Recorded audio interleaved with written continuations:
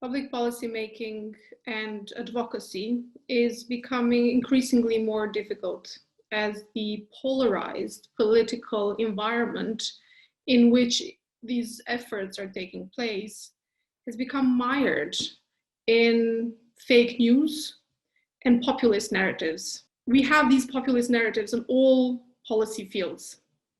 So policy practitioners who are practicing evidence-based policymaking are finding it more and more difficult to push their ideas forward. Social media is multiplying these narratives. There is, as I mentioned, fake news, but even if it's not fake news, there's too much information that we're faced with every day.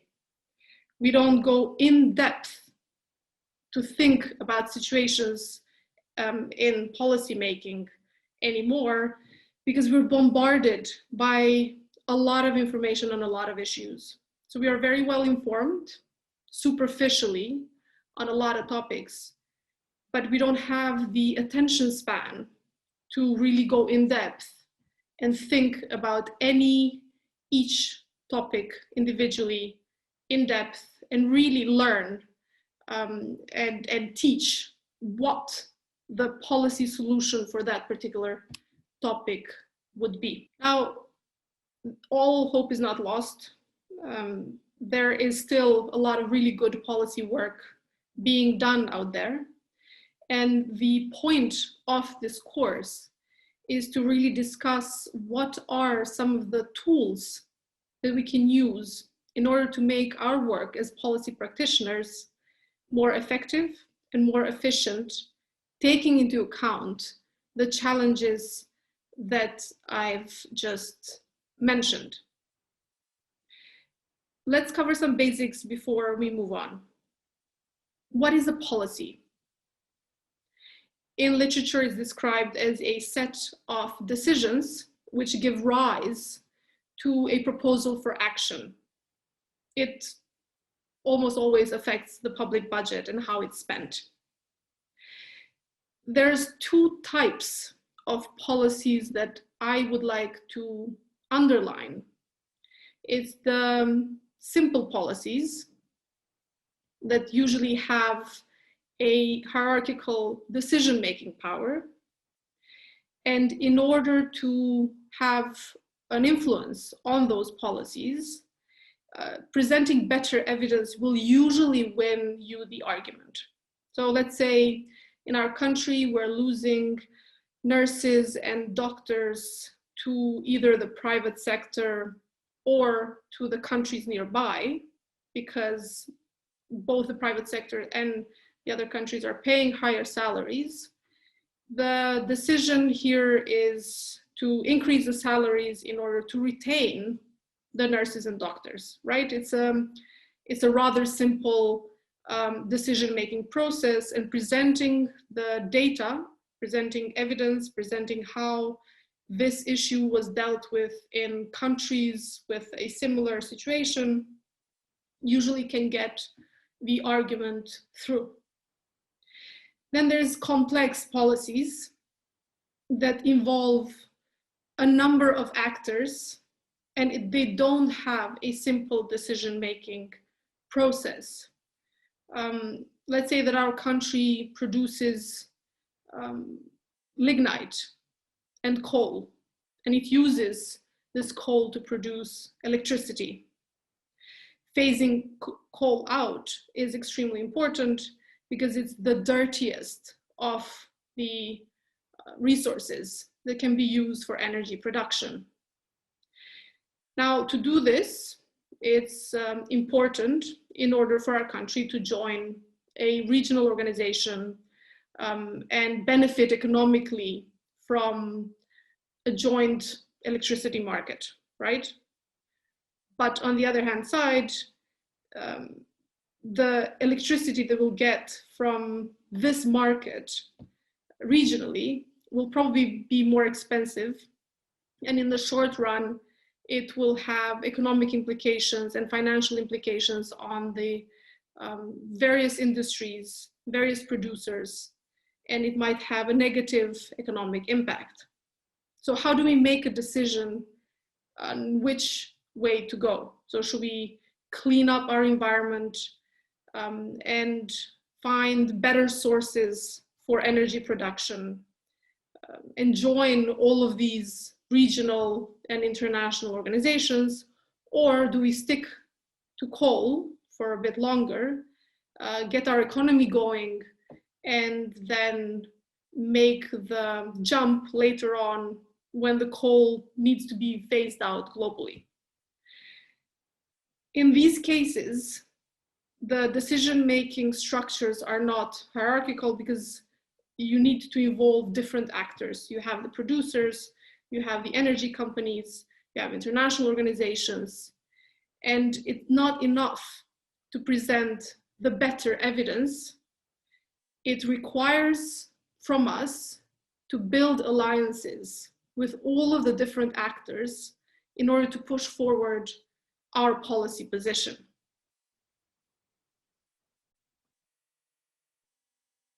Policies are not just legislation. So this word policy does not really translate well in a lot of languages.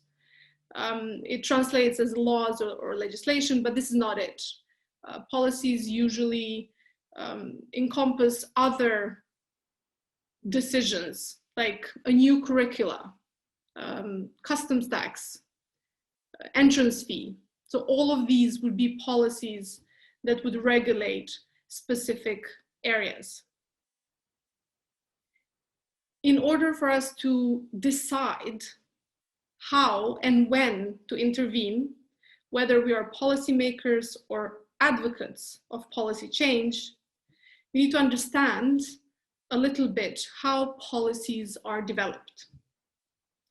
Regardless whether they're simple policies or whether they are complex policies, all policies go through what is commonly known as a policy cycle. Now, a word of caution, it's called a cycle, it has stages, but we know from our day-to-day work that policies do not go through the cycle step by step. They sometimes move through stages back and forth, but we still use this cycle idea because it sets the path for us to organize our work.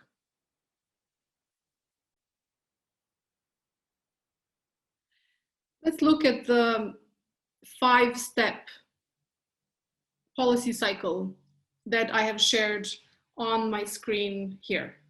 There are different policy cycles that you can find if you do a very simple Google search, but I like to use this one because it has all of the main stages included in the cycle.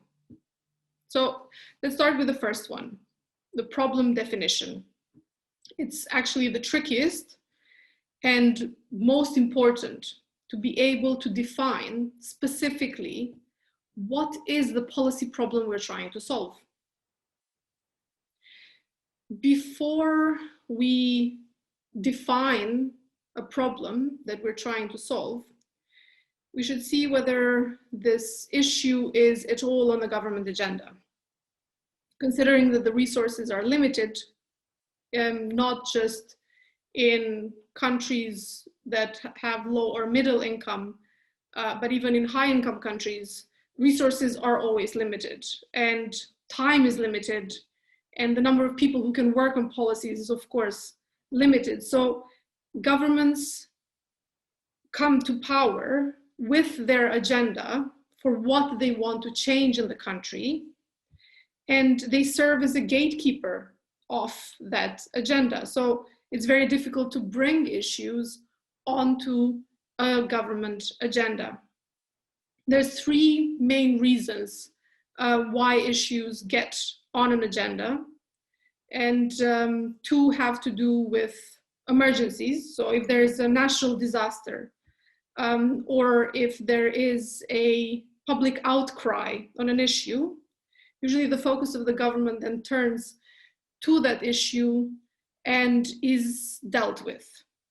But the third reason, how issues get onto the agenda, which is through advocacy, or the evil sister of advocacy, which is lobbying, this is the bit that interests us. So how do we make sure that we can get issues on an agenda if the issue is not there? Or if an issue is on the agenda, how do we make an impact to change its definition if it's defined wrong, or to change the way that the policy solution is formulated, or how it's implemented, etc.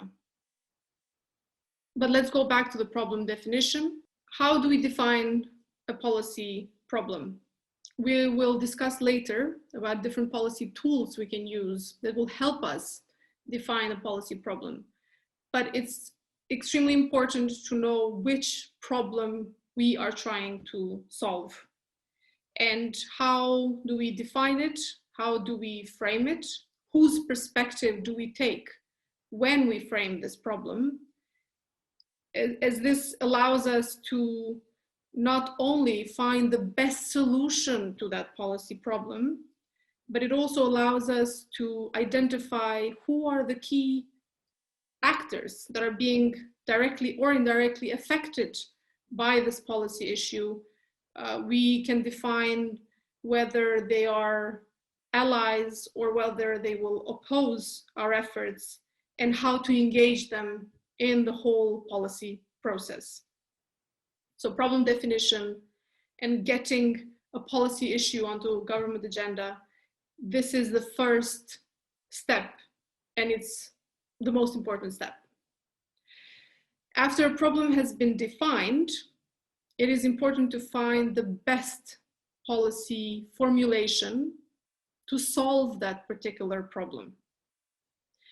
Usually alternatives are put to the table and decisions have to be made about which policy proposal will be the best suited to solve a specific policy problem. Policy formulations are usually not new. They come from either other fields, other policy fields, or from other countries. So someone has to study what solutions could potentially solve the policy problem and present those in front of decision makers. Evidence-based policy making here is key. Getting the evidence that shows that a certain policy has worked in solving that particular problem we're trying to solve. This could be by looking at any evaluation reports that were done in our country or in different policy fields from the one we're trying to address, again, in our country, or looking at research that's been done in neighboring countries that could help us with the problem, with the policy problem we're trying to solve. After the policy formulation stage comes the policy adoption stage. And policy adoption, in its narrowest sense, happens in some legislative body, be it at a local or national or international level. A parliament would vote on a certain policy. In order to get the best policy formulation voted, it is important to go through certain steps. And it's the 3 C's. Usually policymakers getting engaged in coordination and consultation. So the different stakeholders, the different beneficiaries of that particular policy need to be consulted in order for them to bring their perspectives, but also be able to see that policymakers are looking at this particular issue and policymakers are concerned about this particular issue. There needs to be some communication, not only to those who are the beneficiaries, the final beneficiaries of a certain policy, but also to the civil service, those who will implement the policy, and some coalition building. If it's a complex policy, it will need a larger number of actors to support it in order for the policy to be pushed through.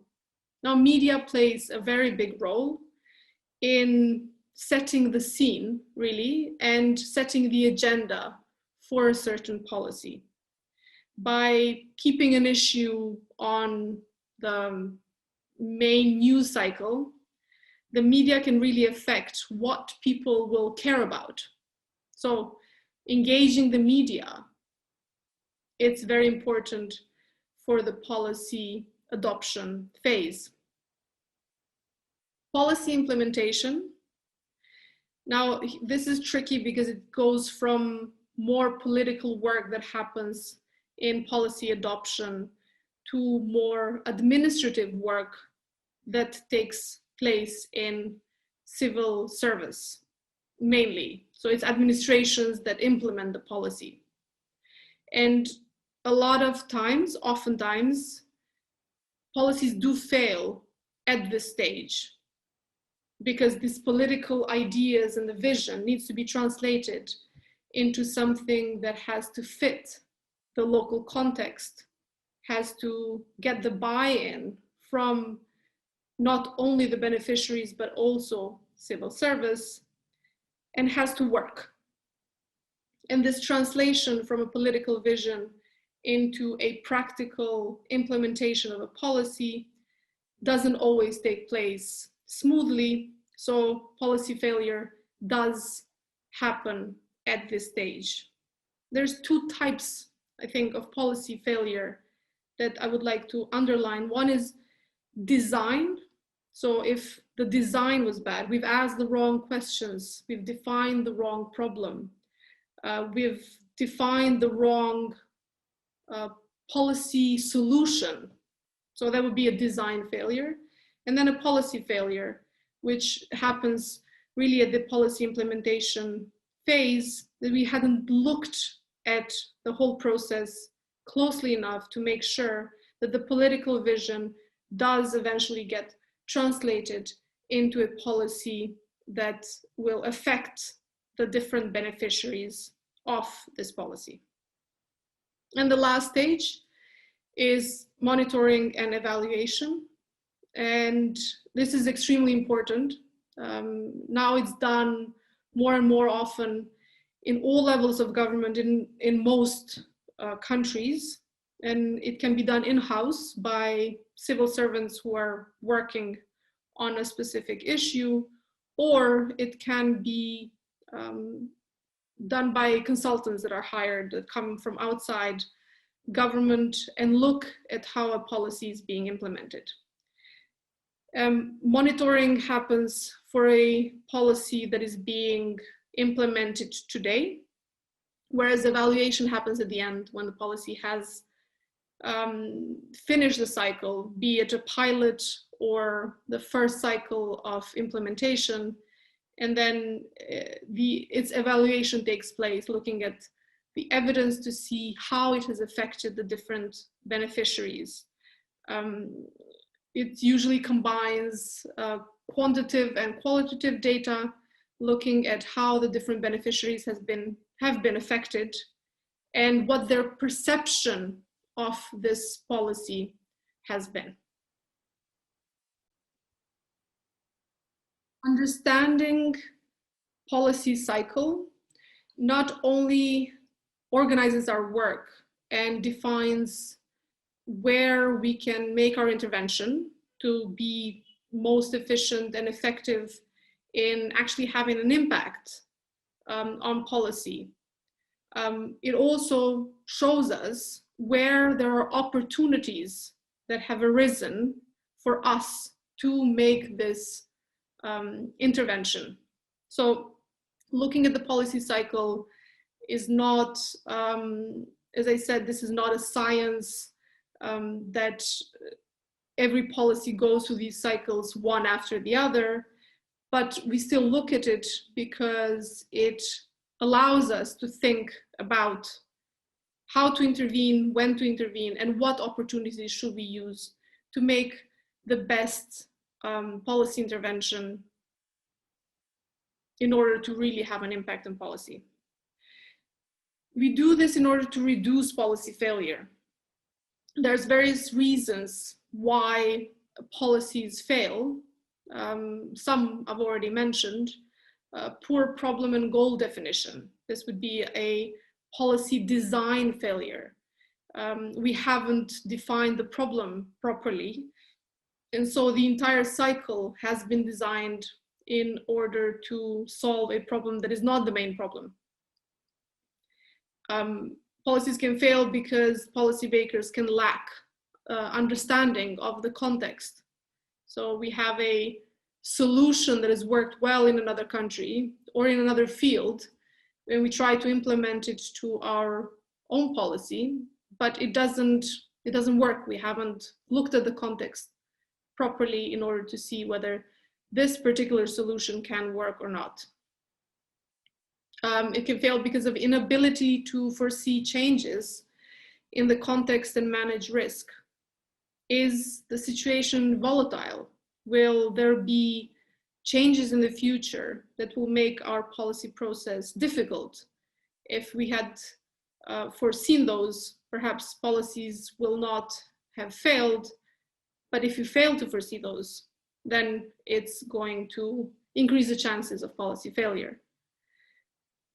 We haven't communicated properly. If we haven't included the different beneficiaries and the different stakeholders for them to understand what is that we're trying to do and why, if we don't have their buy-in and we are met with their resistance, this can lead to policy failure. If there is a lack of clear ownership and well-focused leadership, there's policymakers and political leaders who maybe start a project and then leave it to others to implement it. This usually doesn't work, especially if it's a big change that requires not only people to change the way they think about this particular policy, but whole systems to change the way that policy making is done. If leadership stops and this particular issue is only given to the administration to implement without the oversight of the initial political leader who has come up with that policy, it usually leads to policy failure. And there's failure to build capacities for implementation. A lot of times we come up with a great policy, we've defined the problem properly, the solution is adequate, the implementation has all of the goodwill behind it, yet it's not possible on the ground because we have not trained the people who will implement it properly to be able to implement this policy. A good policy, on the other hand, is one that is based on evidence that we gather throughout the stages of a policy cycle. It does no harm. It does take into account context. It takes into account the interests of beneficiaries and stakeholders, learns from itself and from other policies, and most importantly, has a good cost-benefit balance.